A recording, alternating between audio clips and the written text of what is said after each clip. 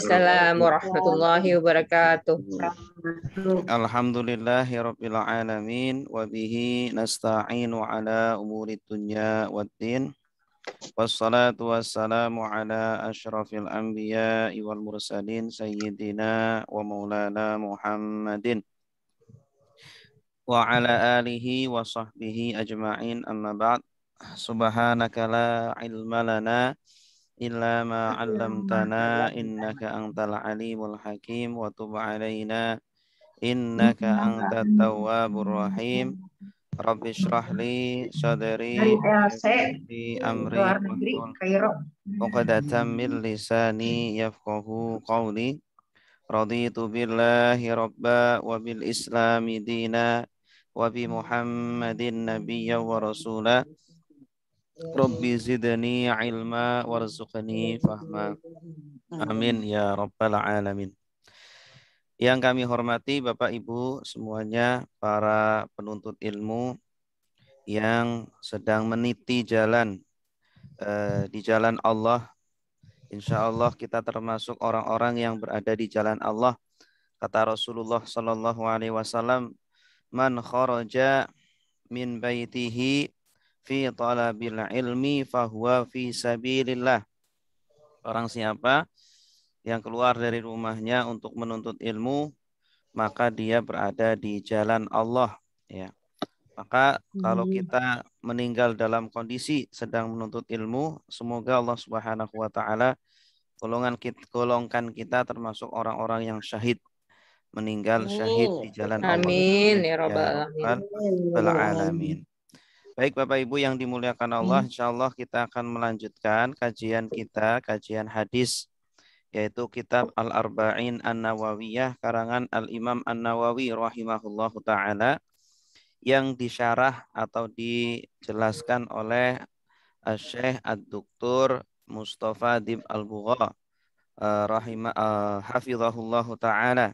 Semoga Allah Subhanahu wa ta'ala merahmati dan menjaga beliau, memberikan kesehatan selalu sehingga bisa memberikan ilmu-ilmunya, dan kita semoga mendapatkan ilmu dan keberkahan dari mereka-mereka, beliau-beliau. Amin ya rabbal alamin. Baik Bapak Ibu yang dimuliakan Allah, mari kita mulai majelis kita dengan membaca doa. Silakan diikuti. Bismillahirrahmanirrahim.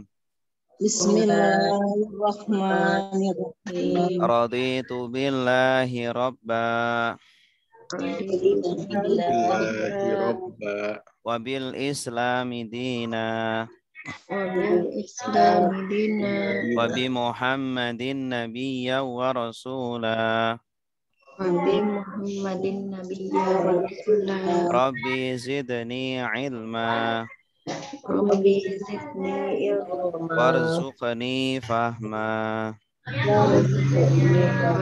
Amin ya rabbal alamin. Baik Bapak Ibu, agar lebih khusyuk ya, mohon yang audionya masih nyala mungkin bisa di mute dulu ya, biar bisa suaranya bisa lebih jelas dan jernih. Baik Bapak Ibu yang dimuliakan Allah, insyaallah pada pagi hari ini kita akan membahas ya salah satu dari hadis Rasulullah Sallallahu Alaihi Wasallam. Bismillahirrahmanirrahim. Qala al-muallifu rahimahullahu ta'ala wa nafa'ana bihi wa bi'ulumihi fid dharaini amin. Wa bihi ilai qala an ibni Mas'udin, an ibni Mas'udin, dari sahabat Ibnu Mas'ud, ya. Nama aslinya adalah Abdullah bin Mas'ud radhiyallahu anhu. Semoga Allah meridhoi kepadanya. Qala, dia berkata,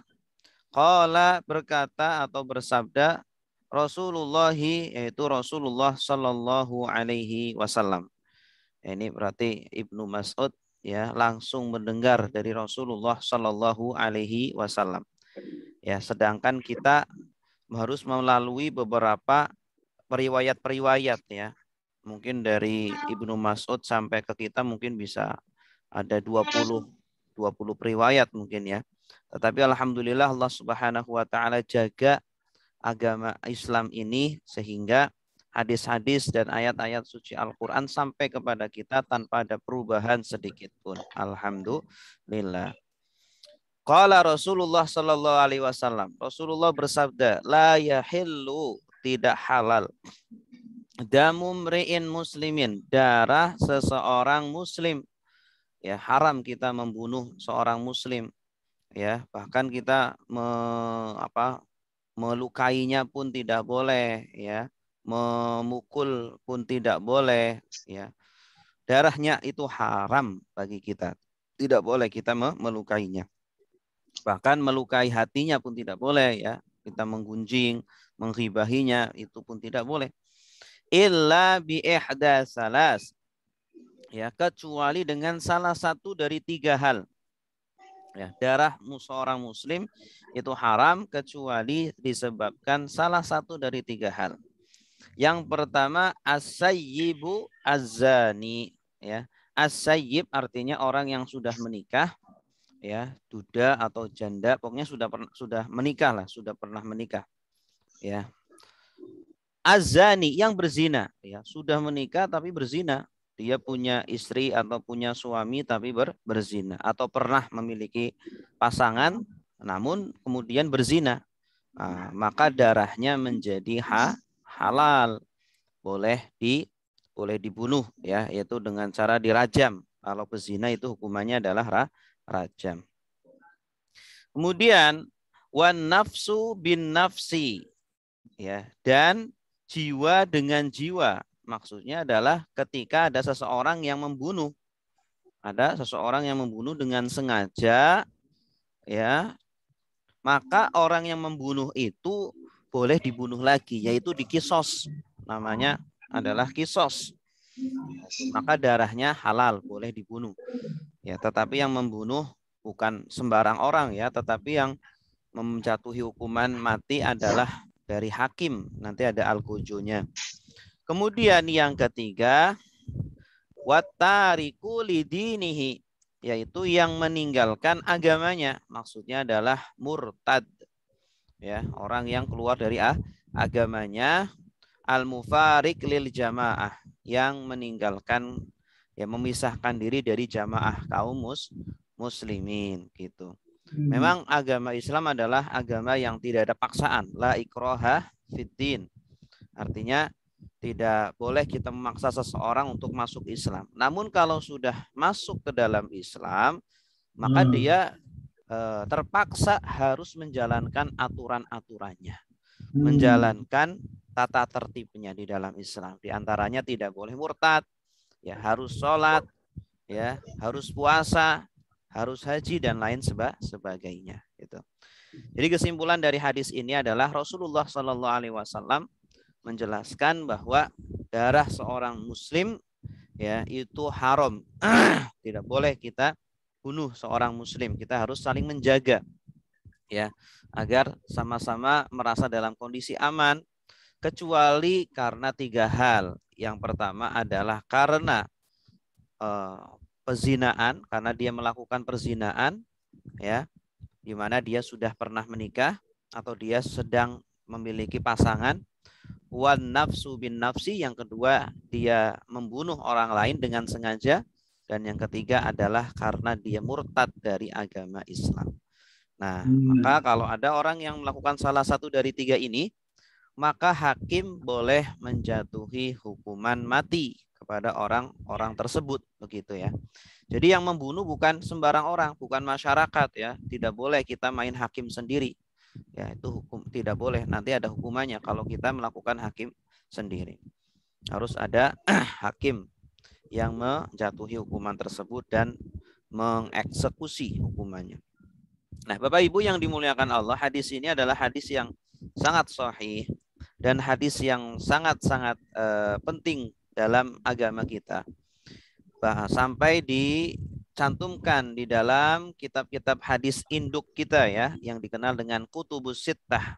Sebagaimana yang kita ketahui Bapak Ibu, bahwa ajaran agama Islam ini, ya, pusatnya itu, induknya itu ada pada Al-Quran, kemudian pada hadis. Nah, hadis yang dimaksud adalah apa? Kutubus Sittah. Itu rujukan utamanya. Ya, kutubus sitah itu mencakup Sahih Bukhari, Sahih Muslim, Sunan Nasai, Sunan At-Tirmidzi, Sunan Ibnu Majah, Sunan Dawud, ada 6. Nah, sebenarnya ada puluhan bahkan ratusan ya kitab-kitab hadis. Namun yang menjadi rujukan utama adalah 6 ini. Adapun yang lain itu sekunder gitu. Ya.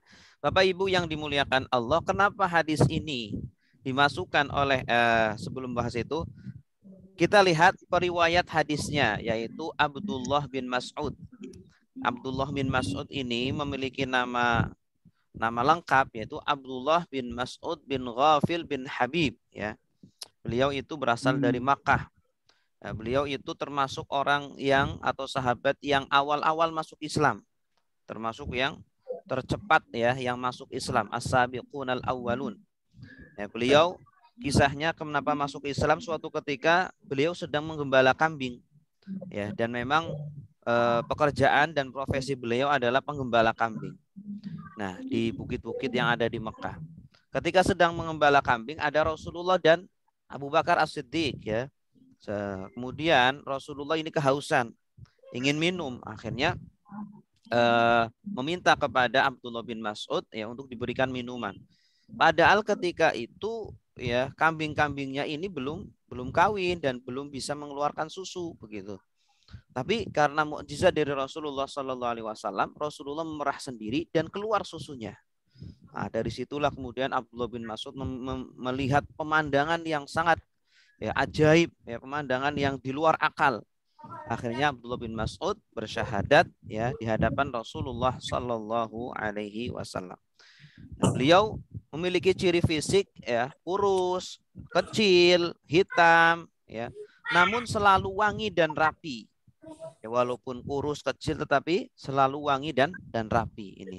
Sesuai seperti Rasulullah Shallallahu Alaihi Wasallam ya yang selalu wangi dan selalu rapi. Nah, bahkan karena saking kurusnya ya beliau itu memiliki betis yang sangat kecil, bahkan pernah diejek oleh sahabat ya karena saking kurusnya dan sangat kecilnya. Ya, kemudian Rasulullah Shallallahu Alaihi Wasallam membela kepada Abdullah bin Mas'ud ya, walaupun ini kurus kecil, tetapi ini digunakan untuk berjihad fisabilillah. Ya, tetapi badan yang kurus ini akan ada di surganya Allah Subhanahu wa taala gitu.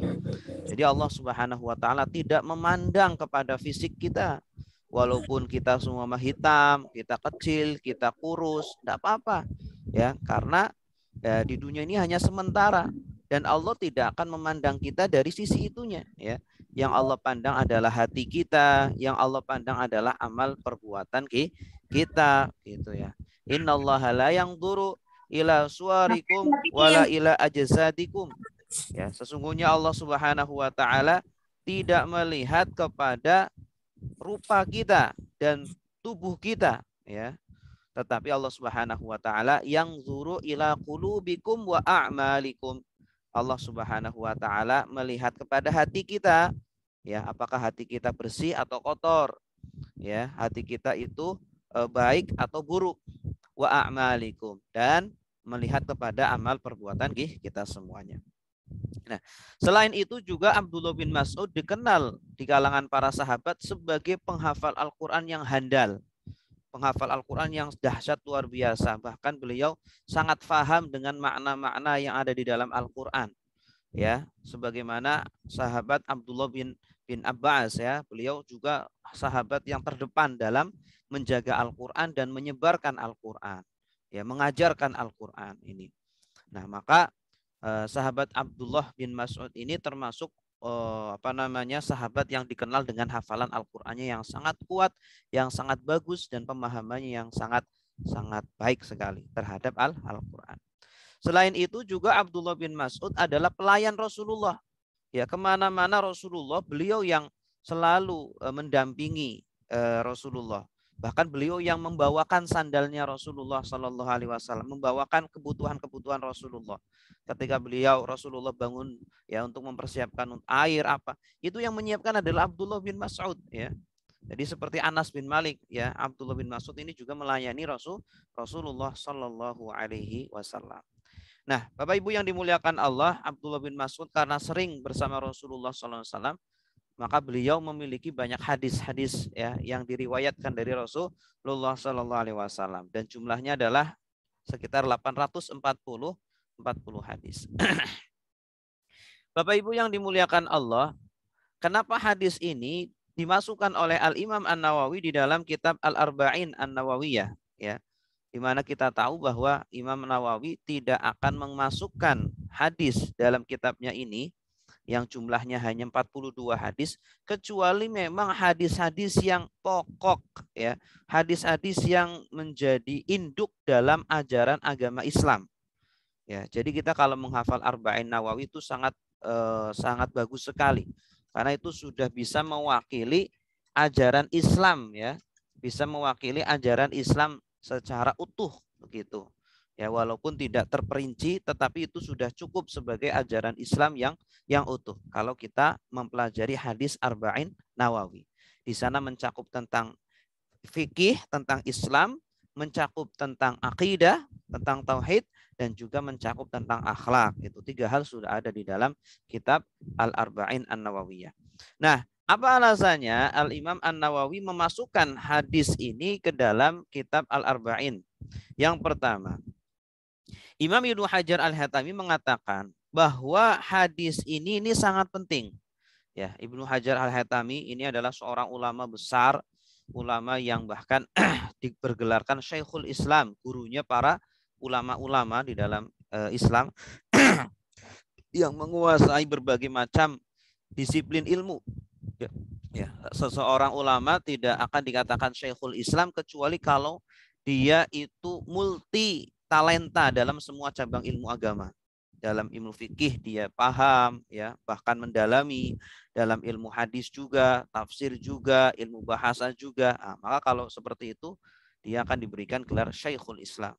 Ya, diantaranya adalah Ibnu Hajar Al-Haytami. Beliau mengatakan hadis ini sangat penting sekali, ya. Kenapa? Karena berkaitan dengan nyawa seseorang, ya. Dan nyawa seseorang ini adalah dalam agama Islam itu sangat dijunjung tinggi. Bahkan salah satu tujuan syariat, ya, syariat Islam ini. Kenapa ada syariat Islam? Di antaranya adalah hifdzun nafsi, untuk menjaga nyawa, gitu. Ya, jadi maqasidus syariah di dalam Islam, tujuan-tujuan pensyariatan Islam itu ada 5. Yang pertama adalah hifdzun nafas, menjaga jiwa. Artinya semua syariat di dalam Islam itu menuju untuk menjaga jiwa manusia agar tidak mati, agar tidak terbunuh, ya. Makanya kita diharamkan membunuh, kita diharamkan berbuat sesuatu yang bisa mencelaki diri kita, gitu. Tidak boleh minum minuman keras, tidak boleh minum narkoba dan lain sebagainya. Kemudian yang kedua adalah hifdzuddin. Kita itu disyariatkan untuk menjaga agama ini agar kita tidak melakukan khurafat, tidak melakukan kemusyrikan, ya, kita hanya mengesahkan Allah. Kemudian yang ketiga adalah hifdzul mal. Semua syariat di dalam Islam bertujuan untuk menjaga harta. Jadi kita tidak boleh menghambur-hamburkan harta. Walaupun itu harta kita, uang kita, ya, kendaraan kita, tidak boleh kemudian kita bakar-bakar itu harta kita, tidak boleh gitu. Karena akan menyayat-nyayat hati orang-orang miskin. Kemudian yang keempat, kita harus menjaga hifdzun nasl, menjaga keturunan. Ya, makanya kita disyariatkan menikah, ya. Kita tidak boleh aborsi dan lain sebagainya. Dan yang terakhir adalah hifdzul ird. Kita harus menjaga harga diri, kehormatan diri kita ataupun orang lain. Makanya kita tidak boleh menggunjing orang, tidak boleh memfitnah orang dan lain sebagainya. Nah, hadis ini berkaitan dengan hifdzun nafas, menjaga jiwa, menjaga nyawa, ya. Di antara tujuan pensyariatan Islam adalah agar menjaga nyawa manusia, baik yang muslim ataupun yang non muslim. Makanya kita tidak boleh sembarang ya membunuh orang walaupun itu non muslim, gitu. Bahkan Rasulullah pernah bersabda, man adza dzimmiyan faqad adzani. Barang siapa yang menyakiti kafir zimmi, ya, kafir yang damai dengan kita, hidup bersama dengan kita, ya, tidak memerangi kita, tidak memusuhi kita, maka dia telah menyakiti aku, menyakiti Rasulullah Shallallahu Alaihi Wasallam. Kemudian yang kedua, hadis ini juga merupakan dasar ketetapan hukum dalam menjaga kehidupan manusia. Ya, kita hidup bertetangga, hidup bersama dalam satu wilayah, ya, dalam satu komplek, ya, kita bertetangga dengan siapa, ataupun dalam satu negara besar ini Indonesia, maka harus ada hukum-hukum, ada aturan-aturan yang bisa menjaga keamanan kita, menjaga kebutuhan-kebutuhan kita, sehingga ketika kita hidup itu merasa aman.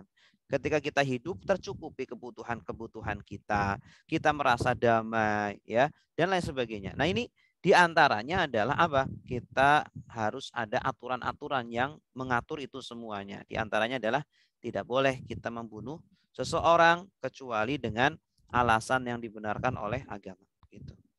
Ya, kemudian kalau tersebarnya perzinaan itu juga tidak baik, sehingga Islam itu menerapkan hukum yang sangat keras kepada pelaku zina itu.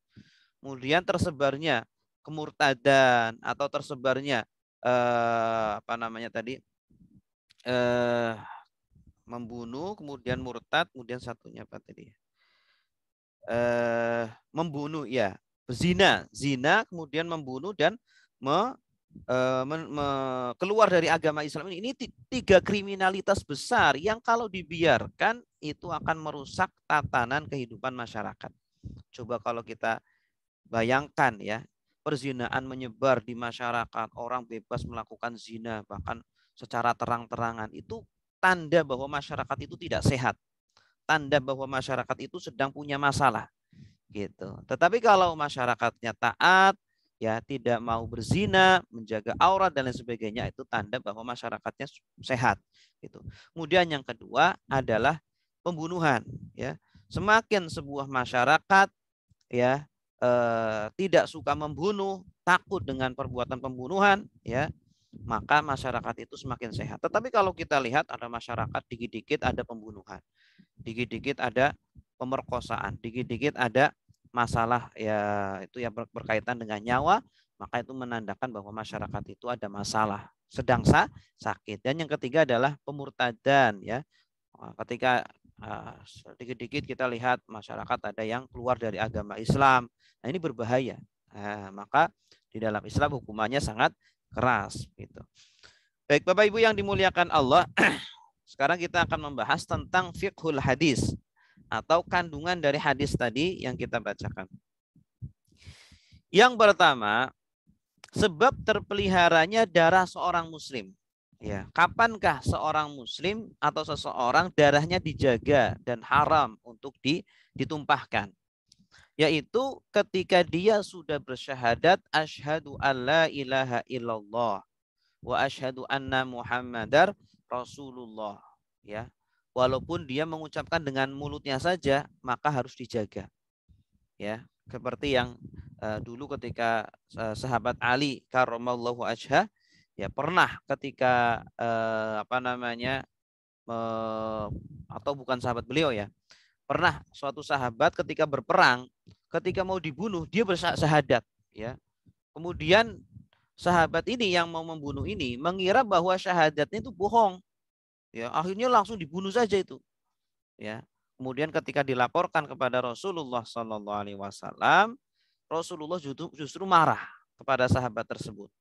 Sahabat tersebut membela diri, wahai Rasulullah, dia bohong syahadatnya, dia bersyahadat karena tidak ingin dibunuh, ya. Ketika mau saya bunuh dia bersyahadat, wah, saya tahu dia bersyahadat karena tidak mau dibunuh. Akhirnya Rasulullah marah dan mengatakan, hal syaqaqta sadrah, kata Rasulullah, apakah kamu sudah belah dada dia, ya, sehingga kamu tahu bahwa dia itu berbohong dalam bersyahadat, gitu. Artinya apa? Walaupun dia itu seumpama, ya, dia pura-pura saja dengan mulutnya saja mengatakan syahadat, maka kita sebagai seorang muslim hanya menghukumi secara zahir saja. Nahnu nahkumu bil dzahir, kata para ulama. Kami itu hanya menghukumi secara zahir saja, ya, karena sesuatu yang ada di dalam hati itu di luar kemampuan manusia. Tidak bisa kita melihat isi hati seseorang, begitu. Nah, maka ketika ada orang sudah mengucapkan syahadat, ya sudah, kita husnudzon saja kepada orang tersebut, berarti jangan kita tumpahkan darahnya, kita jaga darahnya begitu. Bahkan seorang zimmi pun, seorang kafir zimmi pun, ya dia kafir padahal itu tidak boleh kita tumpahkan darahnya, bahkan tidak boleh kita melukai dia begitu ya. Harus kita menjalin hubungan yang aman, yang damai, bermuamalah dengan baik dengan dia. Bahkan Rasulullah pun bermuamalah dengan baik dengan orang-orang yang baik kepada beliau ketika orang-orang tidak memusuhi beliau ya. Bahkan Rasulullah ketika meninggal, beliau memiliki gadai terhadap orang Yahudi ya, karena beliau mau berhutang gandum, tidak punya uang, akhirnya menggadaikan baju perangnya gitu. Itu menunjukkan bahwa Rasulullah tidak anti terhadap bermuamalah dengan non muslim ya. Boleh, silakan kita bermuamalah dengan non muslim ya. Nah, kalau ada seseorang sudah mengucapkan syahadat, maka haram darahnya, tidak boleh dibunuh kecuali kalau melakukan satu dari tiga hal. Yang pertama adalah apa? Membunuh orang lain. Kalau dia membunuh orang lain dan membunuh itu adalah kriminal yang sangat berat sekali, ya, agar orang-orang tidak mudah dalam membunuh, maka di dalam syariat Islam maka hukumannya adalah dibunuh lagi, ya, yaitu kisos. Kisos adalah hukuman yang sama, sepadan. Membunuh ya dibunuh, ya, memukul ya dipukul, menampar ya ditampar, itu namanya kisos. Kemudian yang kedua adalah berzina, ya.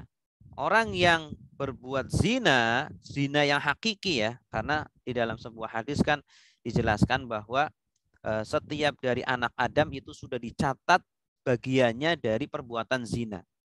Mata itu berzina, tangan berzina, mulut berzina, telinga berzina, bahkan hati pun berzina. Namun Rasulullah menjelaskan maksud zina dari mata adalah memandang sesuatu yang haram. Maksud zina dari tangan adalah menyentuh sesuatu yang haram. Maksud zina dari mulut adalah berkata sesuatu yang haram. Maksud zina dari hati adalah memikirkan sesuatu yang haram. Nah, bukan itu yang dimaksud. Zina yang dimaksud adalah hubungan badan secara real, ya, masuknya kemaluan laki-laki ke dalam kemaluan perempuan itu. Kalau ada seseorang yang melakukan itu walaupun sekali, ya, dan dia lakukan dengan sadar, dengan sengaja, tanpa paksaan, padahal dia sudah menikah, punya pasangan, ya, ataupun sudah bercerai tapi dia pernah menikah, maka hukumannya adalah dirajam. Hukumannya adalah mati. Dirajam itu dilempari sampai meninggal seperti itu. Ini menunjukkan apa? Bahwa perbuatan zina adalah benalu di masyarakat. Perbuatan zina adalah penyakit di masyarakat yang harus dibuang. Ya, ibarat satu badan itu ada penyakitnya. Sumama kaki kita sumama sudah membusuk, perlu diamputasi, ya, perlu dipotong. Kalau nggak dipotong bisa merambat-rambat sampai seluruh tubuh ini menjadi busuk. Nah, maka harus dipotong. Begitupun perbuatan zina ini. Ya, kalau tidak segera dipotong, maka akan menjalar, makin membanyak dan akan menjadikan masyarakat semakin terpuruk begitu ya. Kemudian yang ketiga adalah murtad. Perbuatan murtad ini juga menjadi benalu dan penyakit di masyarakat ya, atau pekat. Kalau orang dengan mudah keluar dari agama Islam, ya, dia tidak takut untuk keluar dari agama Islam, hanya diiming-imingi Indomie saja dia mau keluar dari agama Islam. Nah, ini berat sekali nanti, ya. Nanti Islam ini menjadi mainan saja. Maka hukumannya sangat berat sekali. Bagi orang yang murtad dari agama Islam adalah hukumannya apa? Dibunuh. Ya, hukumannya dibunuh. Baik, Bapak Ibu yang dimuliakan Allah, kita akan bahas secara terperinci tentang hukuman-hukuman tadi yang dijelaskan. Yang pertama adalah rajam. Nah, rajam ini adalah hukuman bagi orang yang berzina. Ya, prakteknya apa? Yaitu dia diikat, ya, di sebuah di sesuatu, ya, diikat agar dia tidak lari. Kemudian dilakukan di tempat yang terbuka. Kemudian kaum muslimin harus dihadirkan, ya. Kaum muslimin dihadirkan agar menjadi pelajaran bagi kaum muslimin yang lain yang belum melakukannya atau tidak melakukannya, agar mereka takut juga kalau mau melakukannya. Kemudian orang tersebut yang diikat itu di tengah-tengah dilempari dengan batu, ya, dilempari dengan batu sampai meninggal. Masya Allah, itu hukuman yang sangat berat sekali, gitu ya. Nah, Nah, para ulama sepakat bahwa hukuman ini harus diberlakukan kepada pezina yang sudah menikah. Hukumannya adalah dirajam hingga meninggal begitu. Dan bahkan hukuman rajam ini ternyata bukan saja hukuman di dalam Islam. Di dalam agama Yahudi pun hukumannya adalah rajam. Ya, suatu ketika pernah ada seorang Yahudi yang berzina. Nah, orang Yahudi itu kalau dia melakukan kesalahan itu lebih senang untuk datang kepada Rasulullah untuk dihukumi oleh Rasulullah karena Rasulullah itu terkenal adil ya. Sedangkan kalau dengan orang Yahudi lagi biasanya itu tidak adil dalam menghukumi. Nah, orang Yahudi ini berzina dan ingin dihukumi oleh Rasulullah Sallallahu Alaihi Wasallam. Nah, kemudian Rasulullah membalikkan perkataan orang Yahudi tersebut. Sudah kamu rujuk aja ke dalam kitab sucimu yaitu Taurat. Apa hukumannya di dalam Taurat? Nah, orang tersebut tidak mau jujur. Padahal orang tersebut tahu bahwa hukuman zina di Taurat adalah dirajam. Ya, karena dia sudah tahu hukumannya sangat berat. Mungkin kalau ke agama Islam, kalau dihukumi dengan agama Islam mungkin lebih ringan. Ternyata sama saja. Di agama Islam pun hukumannya adalah rajam. Ternyata orang Yahudi itu tidak mau jujur, ya, tidak mau jujur bahwa hukumannya adalah rajam sampai kemudian Rasulullah SAW mendesak dia sampai dia jujur bahwa hukumannya adalah dirajam. Dan hukuman rajam ini uniknya Bapak Ibu di dalam Al-Quran tidak ada. Ya, apakah kalau tidak ada di dalam Al-Quran maka tidak boleh ditetapkan, tidak boleh diberlakukan? Tidak seperti itu. Karena syariat-syariat di dalam Islam itu tidak harus semuanya ada di dalam Al-Quran. Karena rujukan kita itu ada Al-Quran, ada hadis, ada ijma, ada qiyas gitu ya. Tidak hanya Al-Quran saja, tetapi juga ada hadis atau sunnah. Tidak ada di sunnah, maka ada di ijma. Tidak ada di ijma, ada di qiyas gitu. Nah, ternyata hukuman rajam uniknya ini di Al-Quran tidak ada. Adanya di dalam hadis Rasulullah Sallallahu Alaihi Wasallam. Yaitu Rasulullah pernah langsung yang menghukumi rajam bagi seorang sahabat yaitu Ma'iz yang telah berzina ya. Kemudian dia dihukumi untuk dirajam. Gitu. Adapun pezina yang belum menikah hukumannya apa? Yaitu dicambuk sebanyak 100 kali. Ini dicambuk sebanyak 100 kali dan ini sangat berat ya Bapak Ibu. Mungkin kalau pernah melihat eksekusi cambuk ya di video-video atau di YouTube ya, di di Aceh itu ya, itu 5 kali saja udah berat sekali, 10 kali itu berat sekali sampai ada yang sampai pingsan begitu ya, karena sakit sekali ya kelihatannya ya. Nah, selain itu juga diasingkan selama 1 tahun ya agar dia jera, agar dia tidak mengulangi lagi gitu. Dan ini ada di dalam Al-Qur'an, hukuman cambuk 100 kali itu ada di dalam Al-Qur'an. Di dalam surah An-Nur ayat 2 Allah Subhanahu wa taala berfirman yang artinya perempuan yang berzina dan laki-laki yang berzina maka deralah tiap-tiap satu dari keduanya dengan 100 kali cambukan. Ini ya, azaniyatu wazani fajlidu kulla wahidin minhuma mi'ata jaldah gitu. Ya, pezina perempuan dan pezina laki-laki ya, jika mereka berdua itu berzina maka deralah atau cambuklah keduanya ini masing-masing sebanyak 100 kali gini. Ini bagi yang belum menikah. Baik. Bapak Ibu yang dimuliakan Allah, berikutnya adalah hukuman kisos. Ya, kisos itu adalah hukuman yang sama, sepadan. Ya, kalau dia menampar, ya nanti ditampar lagi. Kalau dia memukul, dipukul lagi. Dia memecut, dipecut lagi. Itu kisos, hukuman kisos. Gitu. Nah, hukuman kisos ini biasanya lebih cenderung pada pembunuhan, walaupun sebenarnya tidak hanya dalam pembunuhan. Ya, kalau kita membunuh, maka hukumannya dibunuh lagi. Itu namanya kisos. Dan ulama bersepakat atau ijma, semuanya bersepakat bahwa siapapun yang membunuh seorang muslim dengan sengaja, ya, mungkin dia dendam, mungkin dia marah, ya, dia tersakiti, kemudian dia membunuh ya orang tersebut, maka hukumannya adalah dibunuh lagi orang tersebut. Jika keluarga korban tidak memaafkan, kecuali kalau keluarga korban ini memaafkan, ya sudahlah, kami maafkan sajalah ya. Semoga ini menjadi pelajaran, semoga kedepannya tidak diulangi lagi. Nah, itu maka tidak dilakukan boleh. Artinya kisos menjadi gugur boleh ini. Tapi kalau keluarganya ngotot harus dikisos lagi ya, karena mereka sangat sakit sekali. Maka apa? Maka harus dilakukan kisos begitu. Namun ketika dimaafkan oleh keluarga bukan berarti tidak ada hukuman.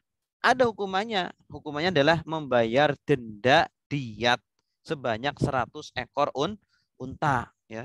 Jadi pembunuh ini harus membayar diat 100 ekor unta. Seumpama satu ekor unta berapa begitu ya. Seumpama satu ekor unta 20 juta, ya udah dikali 100 ya, berarti berapa itu.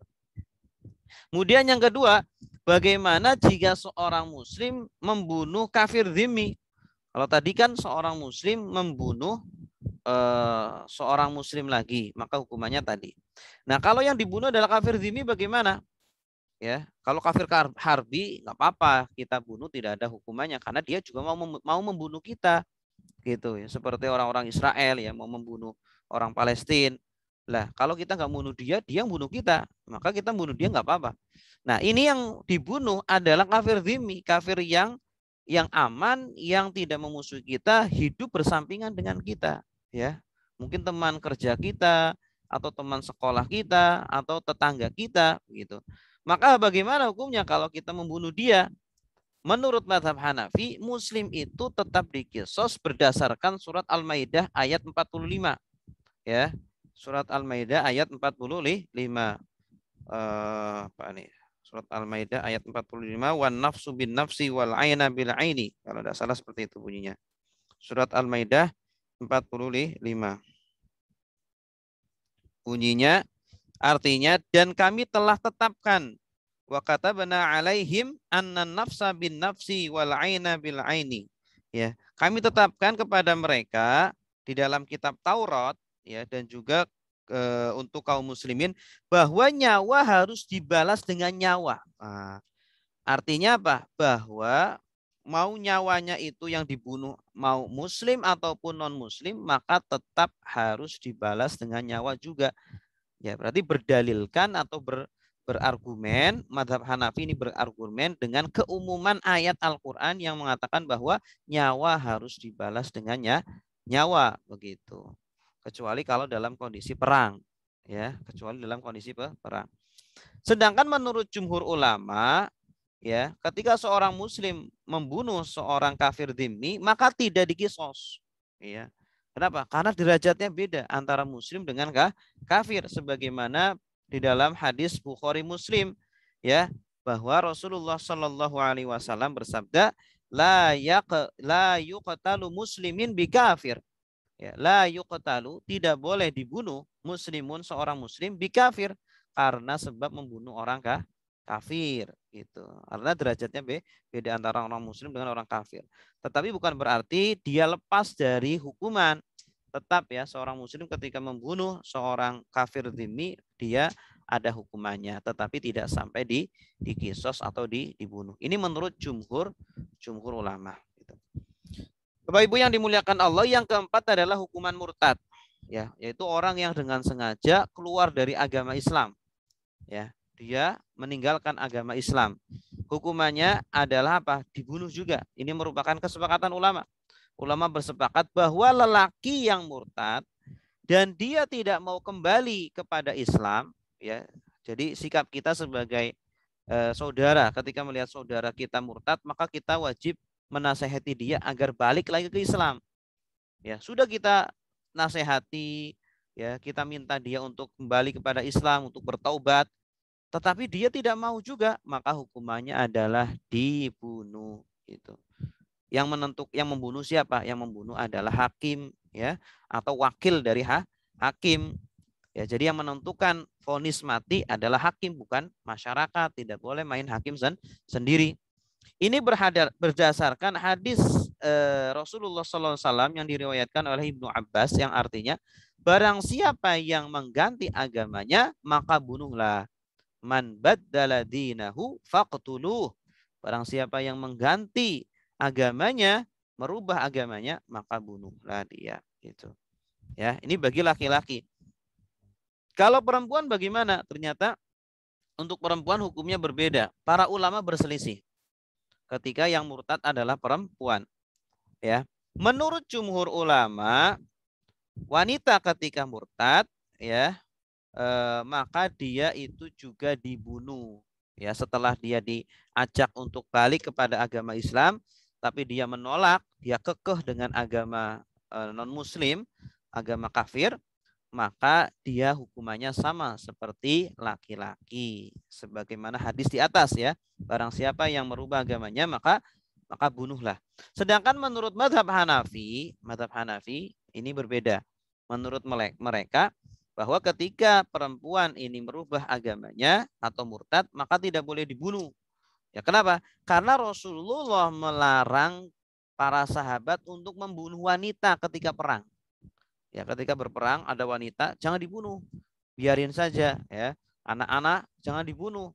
Ya, atau orang yang jompo yang sudah tidak bisa berperang jangan dibunuh, dibiarkan saja. Ini adalah dalilnya mazhab Hanafi.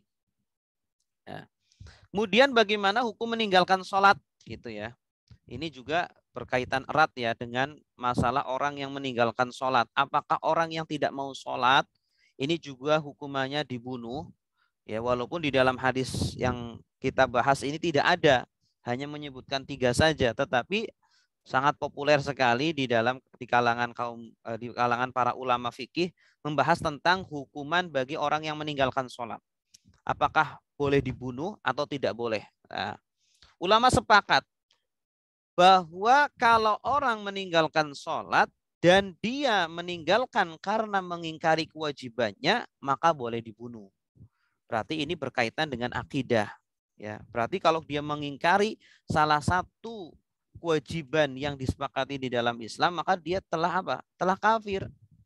Ya, Bapak Ibu kalau mengingkari kewajiban sholat itu sudah kafir.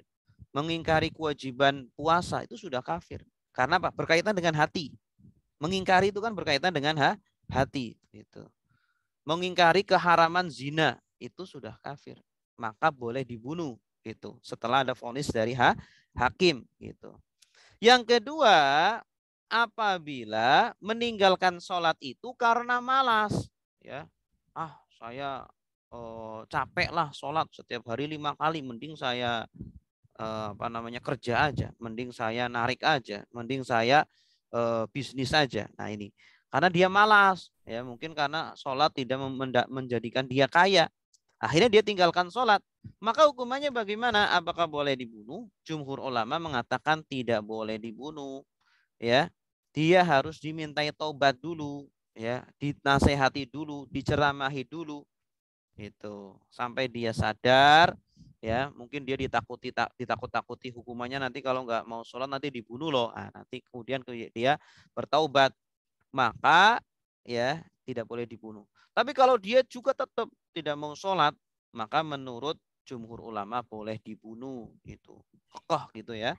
Yang kedua menurut Imam Ahmad, kalau Imam Ahmad ya, maka membolehkan orang yang tidak mau sholat walaupun karena malas boleh dibunuh, tetapi atas perintah dari hakim gitu. Yang ketiga menurut mazhab Hanafi, orang tersebut tidak boleh dibunuh, ya. Dia harus diceramahi, dinasehati. Kemudian kalau tetap dia dipenjara, ya, dia ditahan sampai dia mau sholat atau sampai dia mati di dalam penjara gitu. Selama di penjara dia juga agar dia bertaubat, dia diberi cambuk atau hukuman yang sejenisnya. Nah, itulah hukuman bagi orang yang tidak mau melakukan sholat. Kemudian yang keenam, siapa yang berhak mengkisos? Ya, seperti yang tadi saya katakan bahwa tidak sembarang orang bisa mengkisos ya, tetapi harus ada vonis dari hakim. Pelaksana kisos adalah wali dari keluarga yang terbunuh atau wakilnya atas perintah hakim. Jadi yang boleh mengkisos itu adalah wali dari keluarganya, ya, agar dia itu plong, ya, agar dia itu puas, gitu, tidak ada dendam lagi. Maka silakan dari keluarganya yang melakukan kisos. Kalau keluarganya mungkin tidak mau melakukannya dan diserahkan kepada hakim, maka boleh silakan hakim menunjuk dari al-gojo untuk melakukan kisos. Yang kedua, jika ada wali yang melakukan kisos tanpa perintah dari hakim, ya, karena saking dendamnya, saking marahnya, ya, akhirnya dia dari keluarga itu langsung membunuh pelaku pembunuhan tersebut. Maka bagaimana? Hakim boleh memberikan takzir, ya, yaitu hukuman yang dinilainya layak, ya, bisa diberikan kepada orang tersebut gitu. Karena dia telah melangkahi wewenang dari hakim, maka dia diberikan ta'zir. Ta'zir itu hukuman yang sesuai dengan layaknya. Kira-kira hukumannya apa gitu. Sesuai dari ijtihad hakim. Kemudian yang ketiga, menurut Hanafi, kisos harus dilakukan dengan pedang, ya, dipancung dengan pedang, ya, seperti di Arab Saudi gitu, ya, lehernya dipancung pakai pedang. Ini menurut mazhab Hanafi, ya, kisosnya pelaksanaannya dengan seperti itu. Sedangkan menurut mazhab Syafi'i, kisosnya itu dengan dilakukan sesuai seperti pembunuhan dilakukan, ya. Jadi kalau pelaku pembunuhan itu membunuhnya dengan pisau, ya berarti dia dipisau lagi, dibunuh pakai pisau lagi. Dia membunuhnya pakai pistol, ya udah berarti ditembak. Ya, sama, karena kisos itu kan artinya apa? Hukuman yang sama, yang sepadan. Ini menurut mazhab Syafi'i seperti itu. Baik, Bapak Ibu yang dimuliakan Allah, demikian yang bisa kami sampaikan berkaitan dengan hadis yang ke-14 ini, yaitu la yahillu damu mri'in muslimin illa bi ihda salas. Ya, tidak halal darah seorang muslim kecuali karena 3 perkara. Yang pertama adalah apa? Yang pertama adalah as-sayyib az-zani, orang yang sudah pernah menikah dan berzina. Kemudian an-nafsu bin nafsi, ya, orang yang membunuh orang lain dengan sengaja. Dan yang ketiga adalah at-tarik lidinihi, yang meninggalkan agamanya, yang murtad dari agama Islam, al-mufarik lil jamaah, yang berpisah dari jamaah Islam. Baik, sebelum kita buka sesi pertanyaan, ini ada post test, ada pertanyaan-pertanyaan. Silakan, ya, bagi yang mau menjawabnya. Pertanyaan yang pertama, jelaskan siapa itu Ibnu Mas'ud. Siapa yang mau menjawab? Yang menjawab semoga rezekinya lancar. Amin. Ustaz. Ya, silakan Bu Sri. Siapa itu Ibnu Mas'ud? Jawabannya, Ibnu Mas'ud adalah putra Mas'ud, yaitu Abdullah bin Mas'ud bin Ghaufil bin Habib. Ya. Beliau adalah dari Makkah, profesinya sebagai pengembala kambing, penghafal Al-Quran, dan melayani Rasulullah SAW. Ciri-cirinya adalah badannya kecil, kurus, hitam, tetapi selalu wangi dan rapi. Kemudian hafalan hadisnya ada 840 hadis. Iya, mumtaz. Terima kasih Bu Sri di Kediri. 2. Oh, pindah. Pindah. Kemarin baru nyampe. Iya. Alhamdulillah. Yang kedua, silakan. Mengapa hadis ini dimasukkan ke dalam kitab Al-Arba'in, Arba'in Nawawi? Silakan. Saya Ustadz. Silakan Bu, Ibu Heni. Ya. Yang pertama karena berkaitan dengan nyawa manusia, kapan boleh dibunuh. Kemudian karena hadis ini merupakan dasar ketetapan hukum dalam menjaga kehidupan manusia. Iya, bagus. Jadi ini Pak hadis termasuk hadis induk, ya, hadis pokok dalam ajaran Islam. Baik, yang ketiga, silakan sebutkan 3 sebab seseorang boleh dihukum mati. Silakan. Iya, Ustaz. Ibu siapa? Iren. Ibu Iren. Silakan Bu Iren. Bismillahirrahmanirrahim. Saya mau mencoba menjawab. Mungkin satu yang boleh dihukum mati adalah orang yang berzina karena sudah mempunyai istri atau suami. Kedua, murtad, ya Ustaz. Yang ketiga apa nih Ustadz? Jika Yang ketiga, bunuh muslim dari Islam. lainnya. Gitu. Jika seseorang itu membunuh seseorang yang tanpa sebab ya Ustadz. iya, dengan sengaja. Kalau nggak sengaja gimana? Mungkin itu ada istilah Ada orang bunuh sengaja, semua kecelakaan, nggak sengaja kan? Iya. Mungkin itu tidak perlu dihukum mati ya Ustadz, karena kan ada unsur ketidaksengajaan. Iya. Di dalam Islam itu bisa bermusyawarah. Membunuh itu ada 3 macam. Pertama, membunuh dengan sengaja, Yang kedua, membunuh salah, keliru, ya, membunuh dengan keliru. Umpama orang mau menembak hewan buruan, ternyata yang ditembak orang, gitu. Itu menembak keliru. Yang ketiga, membunuh tetapi tidak disengaja, ya, membunuh yang tidak disengaja. Contohnya apa? Membunuh yang tidak disengaja, saya lupa contohnya. Jadi ada 3. Yang pertama, membunuh dengan sengaja. Kalau membunuh dengan sengaja, indikasinya dia menggunakan alat yang bisa membunuh, ya, menggunakan alat yang seperti pistol atau pedang, ya, itu bisa membunuh. Itu membunuh dengan sengaja. Yang kedua, membunuh dengan tidak sengaja. Kalau tidak sengaja, dia itu melakukan penyerangan tetapi dengan alat yang tidak membunuh. Contoh, seumpama dia memecut orang. Pecut itu kan tidak membunuh. Ternyata ada orang dipecut langsung meninggal, seumpama seperti itu. Nah, maka itu dinamakan tidak sengaja. Menabrak orang sampai meninggal gimana? Kalau itu termasuk keliru, pembunuhan yang keliru. Karena menabrak orang itu kan termasuk sesuatu yang bisa membunuh. Nah, kalau yang pembunuhan yang keliru dengan yang tidak sengaja itu hampir sama hukumannya. Ya. Makanya ada sebagian mazhab yang mengatakan cuma 2 jenis, membunuh itu cuma 2 jenis, yaitu sengaja dan tidak sengaja. Tapi mazhab Syafi'i membedakan antara sengaja dengan antara tidak sengaja dengan keliru.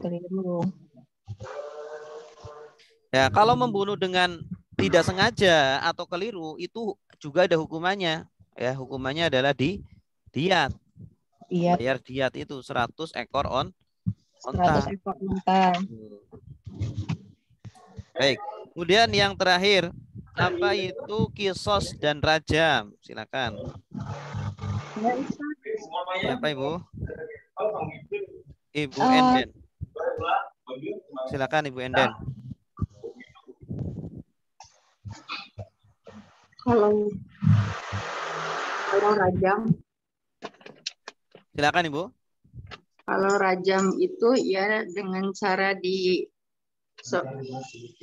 cara dilempari batu. Tapi kalau kisos adalah seperti membunuh seorang dengan sengaja. Kisos. Ya, kalau kisos itu hukuman bagi orang yang membunuh. Orang yang membunuh harus dibunuh lagi, dihukum mati gitu. Iya. Ya, nyawa kalau dibayar kisos nyawa. nyawa dibayar nyawa, iya. Nyawa dibayar nyawa. Iya. Terus kalau rajam? Kalau rajam itu ya karena hukuman karena dibunuh dengan dilempari batu. Iya.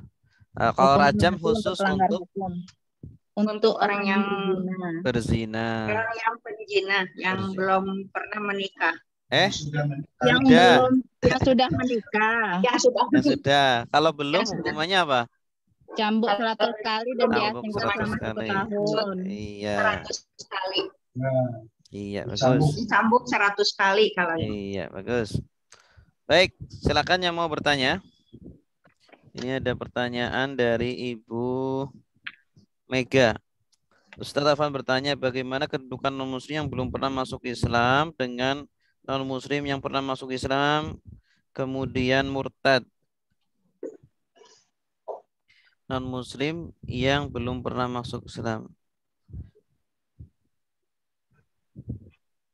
Ya dua-duanya nggak ada apa, dua-duanya ya nanti di akhirat semua dia meninggal dalam kondisi non muslim, keduanya masuk neraka, Bu Mega.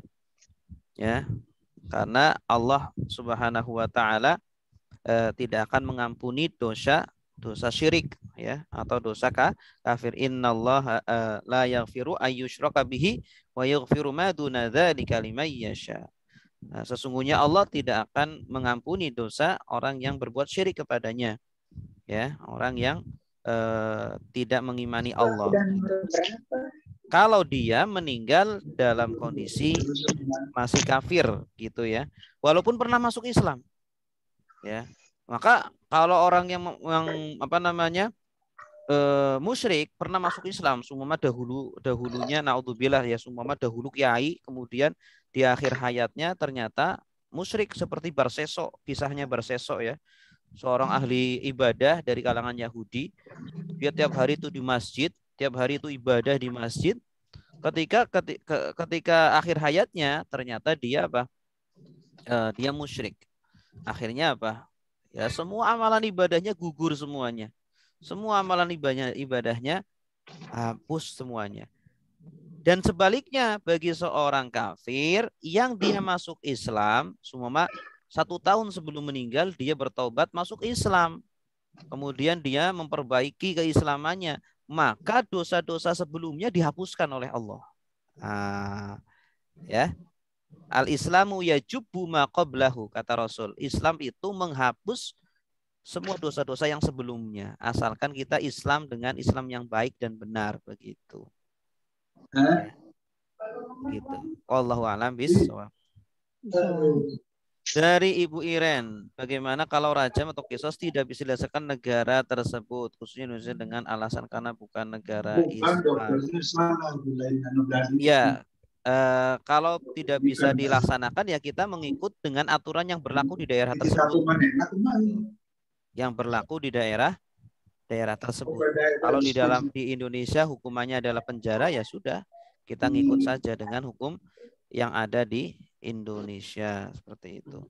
Karena untuk menerapkan syariat Islam itu juga tidak mudah, gitu ya. Butuh kesepakatan dari semua elemen, semua agama, semua tokoh, ya. Dan ternyata ketika mau disepakati seperti itu terancam negara kesatuan Republik Indonesia bisa pecah, bisa perang saudara. Coba lebih baik kita mati-matian menerapkan hukuman kisos atau rajam, tetapi Indonesia pecah perang, atau kita tidak menerapkan hukuman itu, tetapi Indonesia aman dan damai. Ya, seperti di Mesir. Di Mesir itu tidak diterapkan hukuman kisos, tidak diterapkan hukuman rajam. Padahal di sana pusatnya para ulama, ya, Syekhul Azhar di sana, ya, para ulama di sana tempat induknya para ulama, tetapi mereka tidak menerapkan hukuman kisos dan rajam. Karena ketika diterapkan mungkin ya bisa menimbulkan seperti itu. Seperti di Indonesia itu kan ketika awal kemerdekaan itu kan berselisih keras tuh, panas ya. Ini mau memakai hukuman Islam, syariat Islam atau bagaimana? Ternyata memanas dan bisa terjadi perpecahan, bisa terjadi perang saudara seperti yang terjadi di Yaman, yang terjadi di Suriah, yang terjadi di Arab sana, begitu ya. Akhirnya diambil jalan tengah, kita menggunakan hukum dengan hukum Pancasila dan undang-undang. Dan ternyata hukum Pancasila itu didasarkan dari ayat-ayat Al-Qur'an. Jadi ternyata itu bikinan dari para ulama yang merupakan intisari dari ayat-ayat Al-Qur'an dan intisari dari ajaran Islam, gitu. Walaupun ada beberapa yang tidak kita terapkan, tetapi itu ternyata prosentasinya sangat sedikit, Bapak Ibu. Ya. Kita yang belum kita terapkan kan rajam, kisos, potong tangan, apalagi itu jumlahnya bisa dihitung jari. Tetapi yang sudah kita terapkan, yang dilegalkan oleh pemerintah, itu hukumannya itu jumlahnya sangat banyak dan tidak terhitung. Ya, seperti masalah nikah itu sudah legal semuanya. Masalah nikah, masalah talak, masalah jual beli, muamalah, masalah apa kegiatan agama, itu semuanya dijalankan dengan alhamdulillah sangat baik di Indonesia. Ya. Itu prosentasenya sangat besar dibandingkan yang belum diterapkan. Kalau yang belum diterapkan hanya beberapa persen saja. Makanya kalau kita melihat Indonesia itu termasuk negara yang sangat bebas dan sangat mudah untuk menerapkan ajaran-ajaran Islam. Jilbab kita bebas, silakan. Mau berjilbab di sekolah, mau di luar sekolah, itu kan bebas kan? Makanya kalau ada sekolah yang melarang jilbab, itu telah melanggar aturan undang-undang Islam, undang-undang negara Indonesia itu. Karena kita diberi kebebasan. Kemudian kita bikin pengajian sampai bisa menutup jalan. Itu di negara Arab itu nggak ada yang seperti itu. Tetapi alhamdulillah di Indonesia kita itu sangat bebas seperti itu. Tapi kadang kebebasannya itu sampai mengganggu kepentingan publik, ya. Harusnya jangan sampailah kemudian kita karena mayoritas kemudian kita seenaknya sendiri bikin pengajian sampai memblokade jalan, ya, mengganggu kepentingan publik. Jangan seperti itulah. Wallahu a'lam bishawab. Berikutnya dari Ibu Seni, ya. Bu Irana.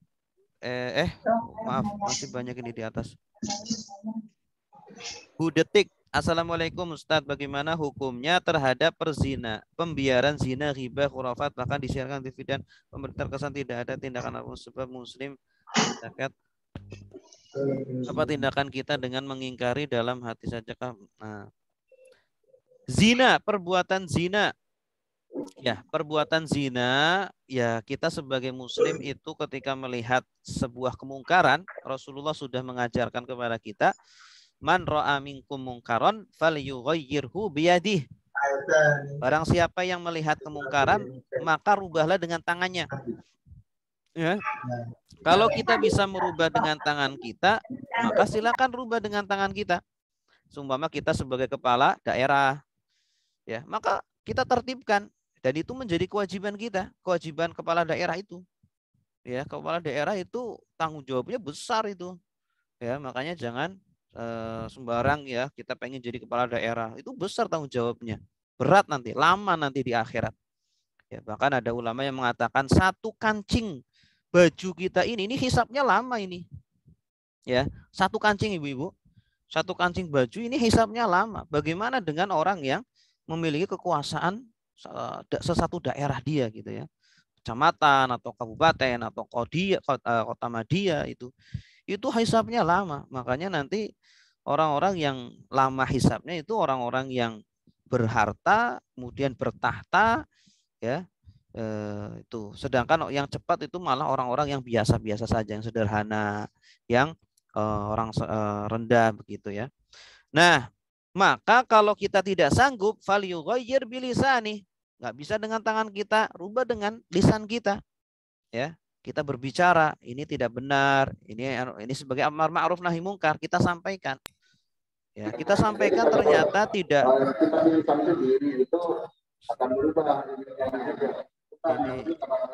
Kita sampaikan ternyata tidak mempan juga, ya sudah, kewajiban kita sudah gugur, kita cukup mengingkari di dalam hati kita. Yang penting kita tidak setuju, kita tidak ikut-ikutan, gitu ya.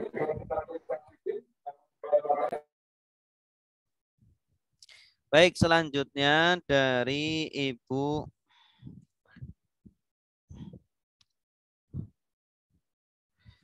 Iren.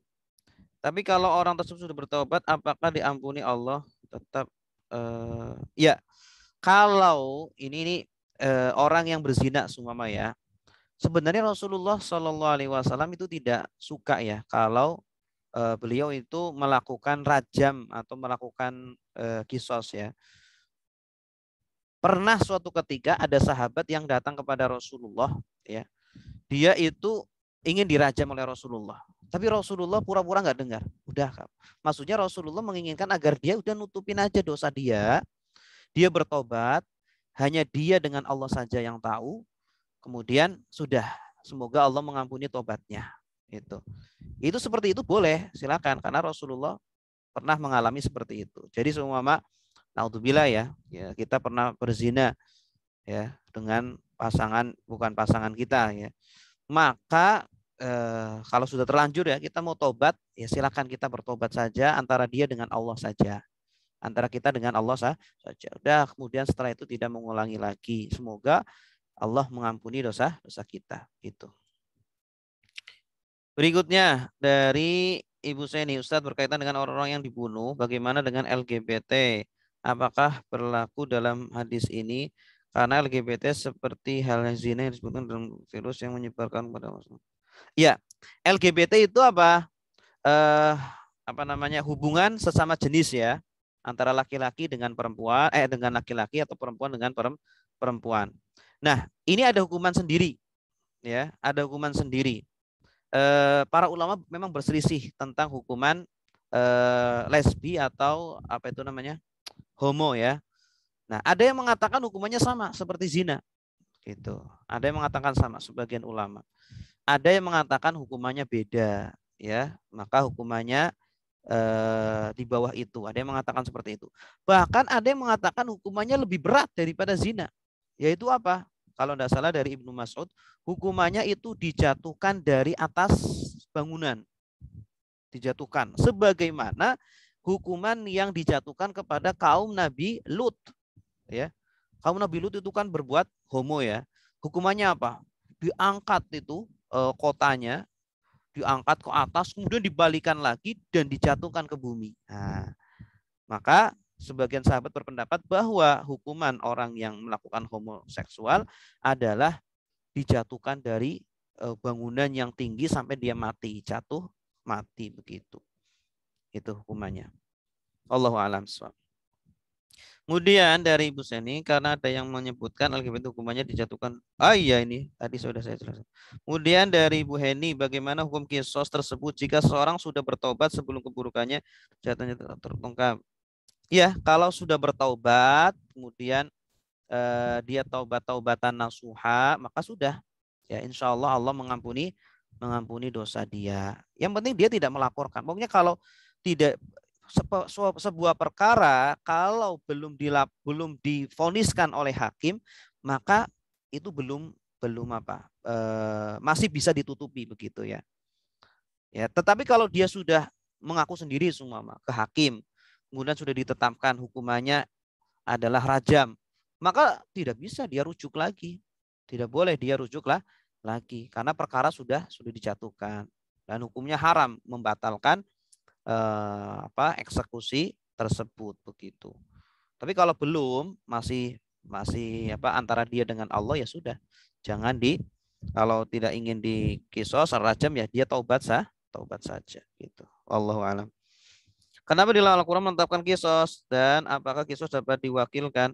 Ya, kisos ini sebenarnya hukuman yang sangat baik sekali. Dahulu itu orang Arab itu tidak mengenal ada yang mengenal kisos ya, membunuh ya dibunuh lagi. Nah itu. Nah, orang Arab sudah merasakan sebelum Islam bahwa hukuman kisos ini sangat manjur sekali untuk mengurangi pembunuhan. Ya, makanya di dalam Al-Qur'an Allah berfirman walakum fil qisasi hayatun. Walakum, dan bagi kalian, fil qisas, dalam penegakan kisos, hayatun, ada kehidupan. Kenapa? Karena dengan membunuh satu orang, mengkisos satu orang, maka ribuan bahkan jutaan masyarakat bisa terjaga nyawanya. Itu. Tetapi kalau tidak ada kisos, orang mau membunuh hukumannya cuma di penjara 10 tahun, 15 tahun. Maka orang tidak takut untuk membunuh. Akhirnya banyak terjadi pembunuhan di mana begitu.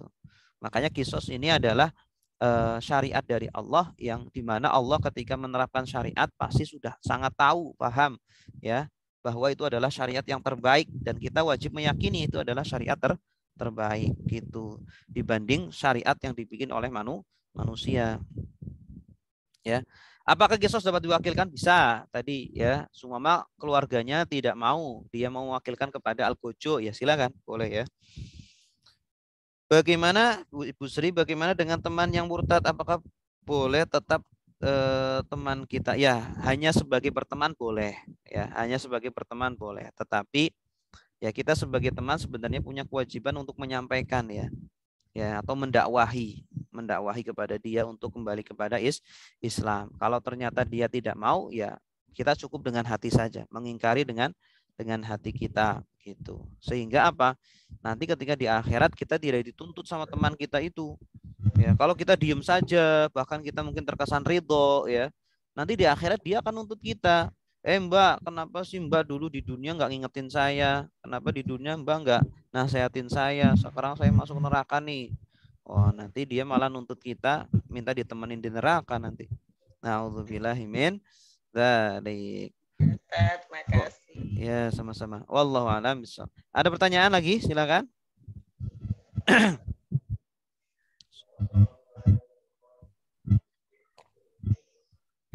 Ustadz, nyambung pertanyaan saya tadi.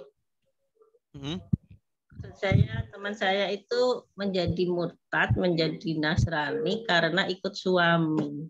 Terus itu teman SMP, ada teman SMA juga. Terus kita sekarang masih di grup alumni gitu masih baik gitu. Terus apa kita tetap wajib mengingatkan beliau? Ya, kalau sudah sekali mengingatkan sudah cukup sebenarnya. Belum pernah. Belum. Ya, bagaimana caranya gitu, Bu? Gitu loh ya, ada keinginan gitu. Ada keinginan sudah lama itu. Iya. Iya. Mungkin bisa dari hati ke hati mungkin. Iya. Kalau masalah caranya itu Ibu lebih paham kalau itu. Kalau saya kurang paham ya.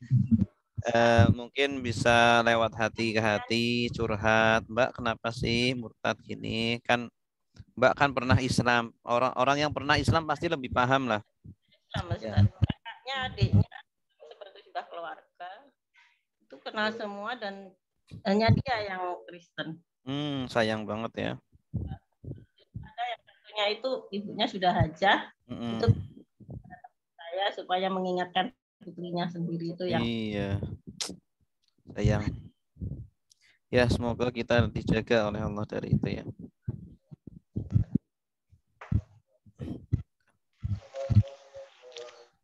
Ya, ada lagi silakan.